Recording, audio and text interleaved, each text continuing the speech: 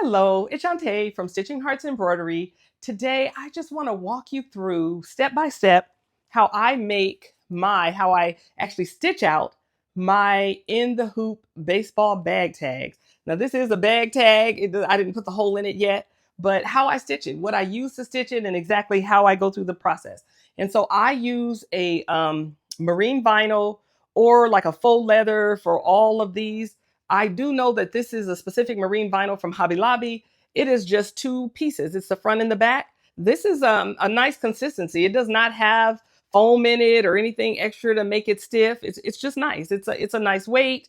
It's two pieces. Now there are times when I want something puffier or thicker, or I know that my leather or my material is not very strong or good enough, heavy enough to stand the stitches, then I will add a piece of foam in there or add some fusible fleece in there. So if I had a piece of vinyl like this, I don't know if you can see that. This is the grainier kind that has almost a fuzzy back on it. I feel like satin stitches, look how stretchy that is. Sometimes the satin stitches will just beat this up. You'll end up with even a hole in it. And so if I were using this, I would definitely iron a piece of fusible fleece on the bag, just real quick, just enough to get it to stick to it, just enough. Like I'm not gonna burn this by ironing it. I would lay it here, put some cover it, and just enough to get it to stick there. And this is what I would use. It would just give me a little more stability under those stitches. But I'm not using that today. I'm using a marine vinyl that, again, I know that this is a strong marine vinyl that's sturdy enough to take the satin stitches that I'm going to put in it. And so I'll just use this. So I'll have one square, about a 5-inch square for the front and one 5-inch square for the back. And so it'll end up this same tag. I'm going to use plastic sheeting. I use plastic sheeting a lot. Again, I know that this combination will hold my stitches. Now, plastic sheeting to me gives you a little bit of stretch. And so it could be a little suspect sometimes. We know that a good cutaway stabilizer is the gold standard for holding stitches, but it's not always the best for the look or the outcome of your project, right? So like we don't always like a thick cutaway under our shirt, or the thick cutaway where you can see the edges when you're done with your project. And so it just doesn't always, though it will hold up and hold the stitches well and stabilize your material, it's not always just the best. And so I like to use a lot of plastic sheeting. If I was going to say, if I were using this and this alone, my satin stitches would probably, my machine would just hammer this up. I don't think that would work. But if I were using this with some cutaway, that could, when the bobbin threads would be gripping that, going around and gripping the parts of the fabric, I think the cutaway would help to handle that. So we are not using this. So we do not need fusible fleece, and we are using plastic sheeting. And this is the plastic sheeting that I use. I am not an affiliate. I'm not advertising for this. It is just the one that I use. It is 4 mil. It is about $19 at Home Depot. And I am a creature of habit when it comes to certain things. This one works for me, and so I just use it. There are many people who use 3 mil, 3.5 mil, Husky brand. They're all different plastic sheetings. I just use the one that I kind of started with. I've heard people use a 2 mil, 2 mil, 2 mil, and they use two pieces. So we know this is 4 mil. It lasts a long time. I had a roll of it somewhere that's open. I was going to show you how wide it is. Maybe I'll get to that in a minute. But so I'm going to hoop this. I'm going to use a mighty hoop. I don't know if we're in view here. Yeah, we're okay. And so I am just simply going to lay it on there, just like if I were hooping regular stabilizer, and it's on. That's it. It is there. It is pretty good and tight. And that's it. I'm going to cut this excess off. And speaking of, I have all of my scissors here. And so I use these shears, big heavy shears for my paper and plastic. I have the same shear, and my vinyls and marine vinyls. I have the same kind of shears that I use for fabric. My favorite scissors of all time are duckbills. I feel like I like that I can do multiple things with them. I use the pointy side. I know when I need that pointy side to get in there and then get close, and then I can use the duckbill side when I need to make sure that I'm being flat. And they are a heavy enough scissor that they can withstand some of the fabrics that we've been playing with lately, like sequins and stuff. These are definitely, these double curves are the precision scissors, but I just don't find them as sturdy as my duckbill. Now they're precision, so they're going to cut super good. And then I love my little snips too. And so I use snips sometimes to get something. So I have all my scissors ready. I have an orange bobbin because I don't know if I said that this design is just a baseball. It's going to be this blue and it's going to have orange stitching, orange writing, and orange around the edge. As a matter of fact, though, some part of it is going to be white. So it's going to be orange, white, and so this orange I really only need for the final stitch because this actually has white bobbin on the back and it just does not look bad. But I want the back of this tag I want the orange that I'm using at the top as my top thread to mesh with the bobbin thread and both be orange. And so I'm not going to put this in. I don't like to waste my color thread on the parts that you can't really see. And so for the name and the stitches, all that's happening before I put the back panel on. I'm just going to use whatever white bobbin I have in there. And then I will hopefully remember to pop that in. So let's see if you can see what I got going here. So I have my ball pulled up and I'm going to say end edit.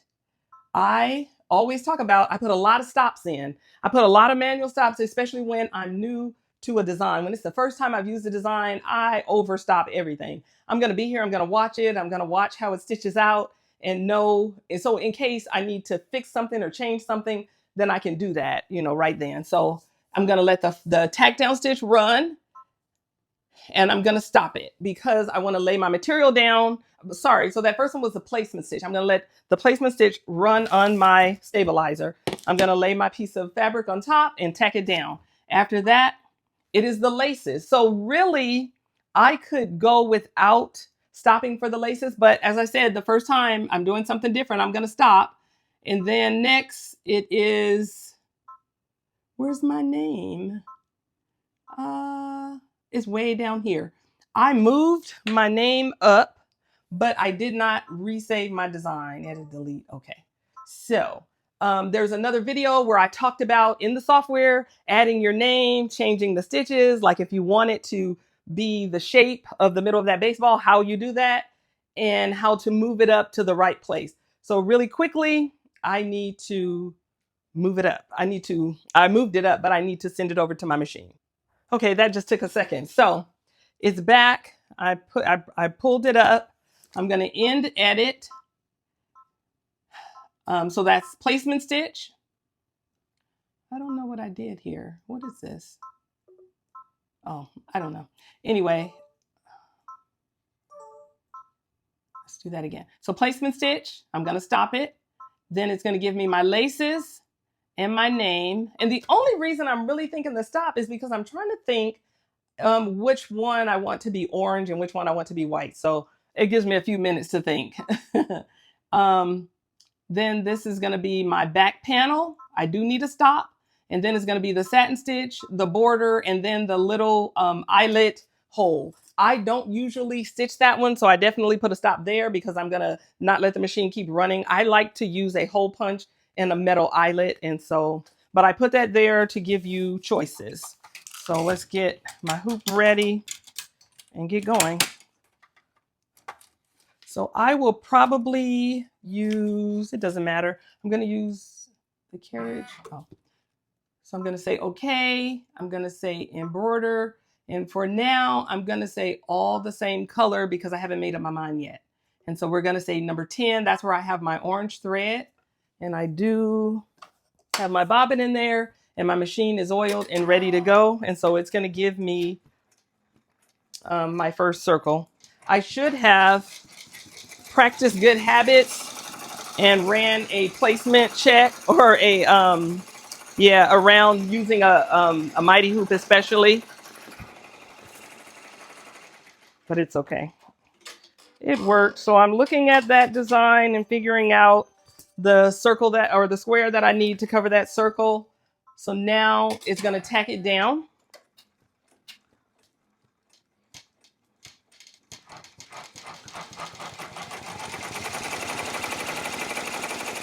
I think my laces are going to be white and the name and the edge satin will be orange. I don't want to put too much orange and just kind of overdo it. I think my choices were gray, white, orange for the accents, gray, white, and orange. And I do have gray up there. And so some of this I decide as I go.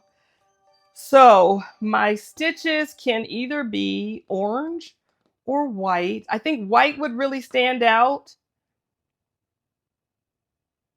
White would really stand out for the stitches, and then I'll put the name in orange. So I'm just going to change my color now and let those stitches start going. And so that may take a little bit, and so I'll be back. So it is placement stitch ran, tack down stitch, that tack down the material, and now it's doing the laces. So I will come back before I make my choice about the name. Okay, it's almost done. I'm gonna see if I can bring you guys in to see where we are so far.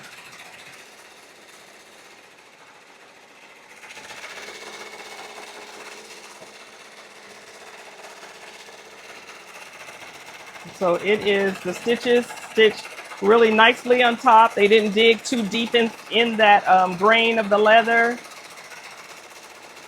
And next will be the name, which I said I was going to choose the orange.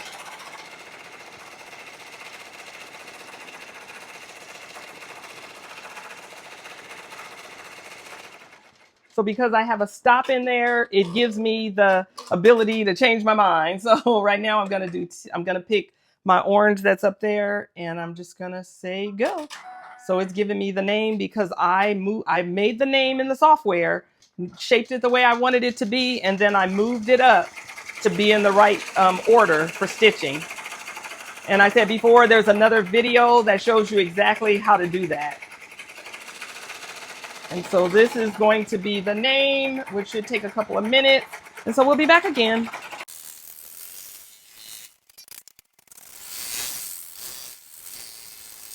Okay, so the front of our ball is done. The name is stitched and the laces. So the next part, so the back looks like this. It's just the clear sheeting, and you can see that the stitching, the bobbin on the back. And so I always like to cover the back. So I'm using the same material. I'm going to lay it here. I use paper tape. Some people use like painter's tape or masking tape, all different kind of tape. I am a nurse. I've been using paper tape for 30 years. Don't do the math, but I've been using it for a long time, and it is just my favorite. And no, I don't take it from my job. I buy it in bulk. And so I really like Walmart's paper tape because it's sticky enough, and it definitely leaves me a little mess to clean up sometimes, but it's just right. It's just sticky enough. And so this is what it would look like. This is the back of my hoop. Even if you're on a single needle machine, you just slide that off of your machine, flip your hoop over, secure it to the back, and you want it secure. So whatever you need to do, I think some people use spray adhesive, different stuff. I don't use spray, but there's nothing wrong with spray. I just always use paper tape. And so it's on there. I'm going to go back in the hoop or on the arms. I'm going to put my hoop back on the arms. And this next step is tacking the back down. So it's going to go around and secure the back on there. We are going to stick with orange.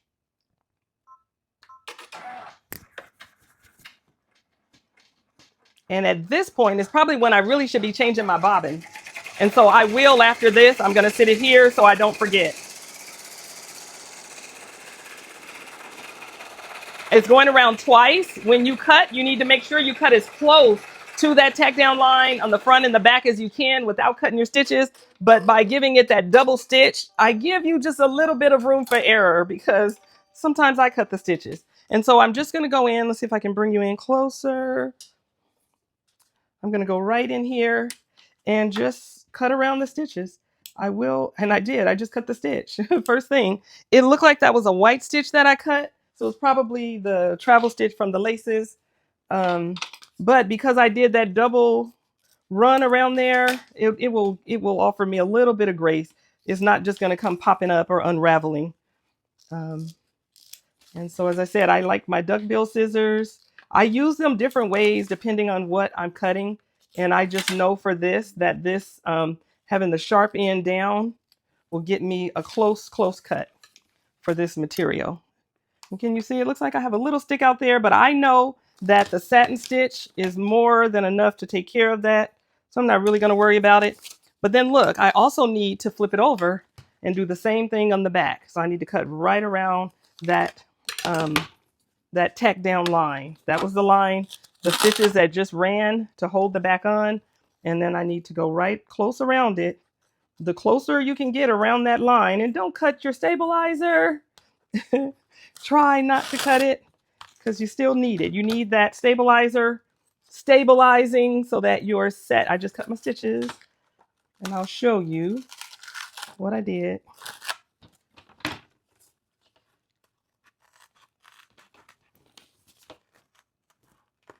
I'm trying to make sure that I'm in the frame. There were more cut stitches. And so I can see that I cut them right there and maybe somewhere up there. But it looks like I definitely know that our satin stitch will cover that. But do as I say and not as I do. Don't cut your stitches. So the neater you cut this, the better. Do I take this off or leave it on? I'm going to leave it on. It's on there, that piece of tape.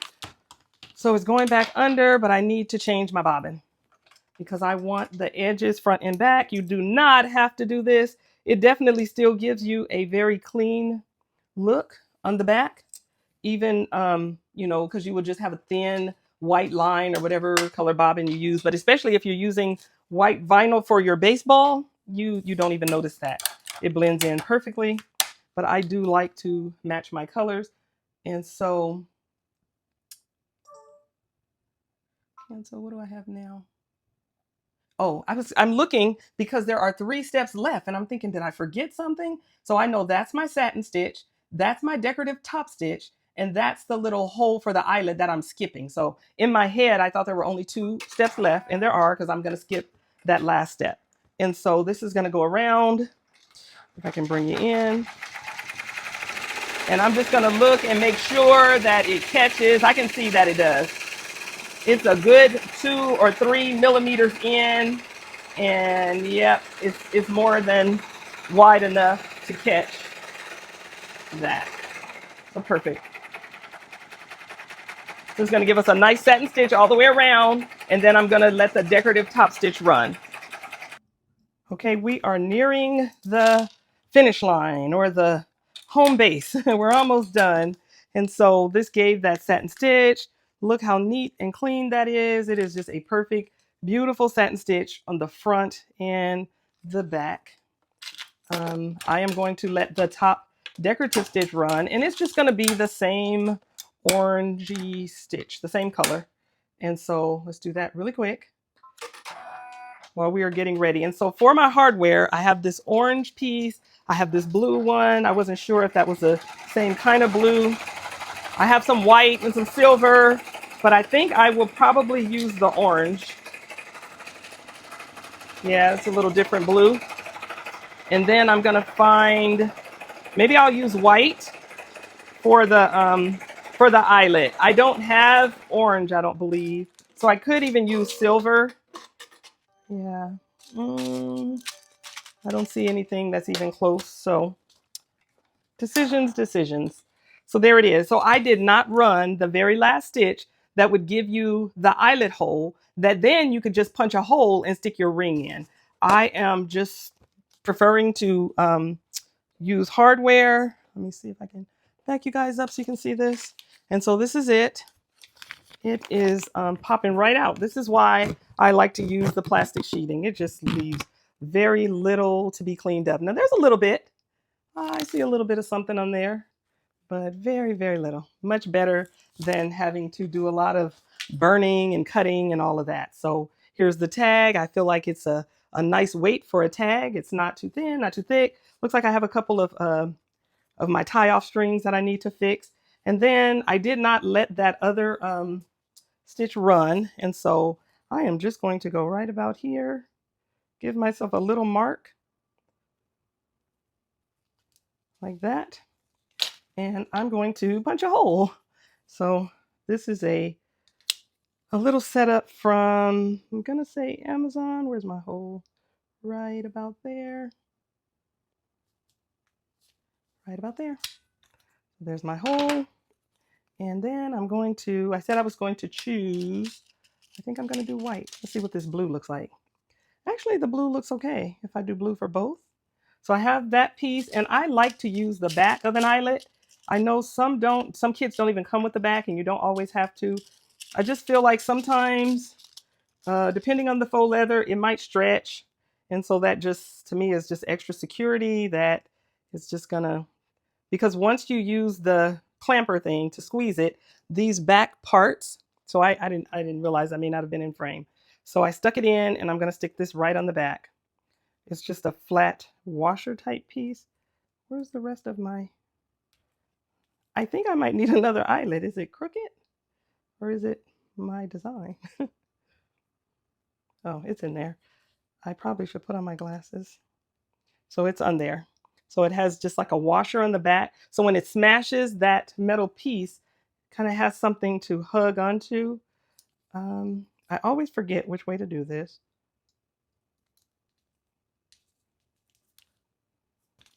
And it's fine. I guess I remembered. I'm going to cut some of these little strings off.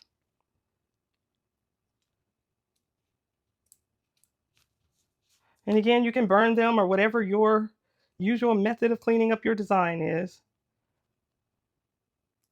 Okay, I'm going to leave that for now. And then this is going to go in here, or either, I had a blue one that's over here stuck to my mighty hoop. Yeah, I think I'm going to do the orange. The blue is a little bit dark. The orange is a little bit light. But there it is. There is the tag. It still needs a little cleaning, but I love it. I think it's really neat. And I like, someone in my school community made a color tag like just this morning. And so someone was asking me for a tag, to make a baseball tag. And I was going to do a white tag with maybe some blue and orange on it because the team was blue and orange. And a light bulb came on. Actually, she turned on the light bulb for me.